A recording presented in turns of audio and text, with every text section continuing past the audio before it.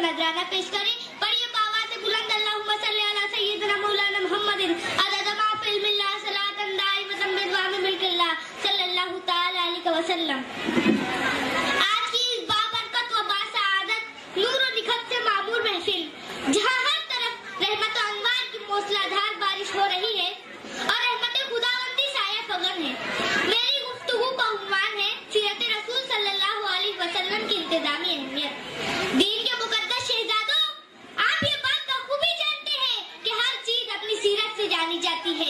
जैसे सूरज अपनी गर्मी और रोशनी से, चांद अपनी ज़िया नूरानी से, तारे अपनी ज़िया तबस्सुमी से, शबनम अपनी नसीम व आब हवा से, खेत अपनी कसरत फल से, इसी तरह इंसान अपने अखलाक, अपने किरदार, अपनी सीरत, अपने खुशगो से दुर्र इम्तियाज होते हैं।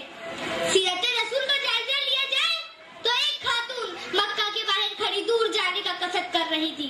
मुस्तफा जाने रहमत का गुजर उस रास्ते से हुआ।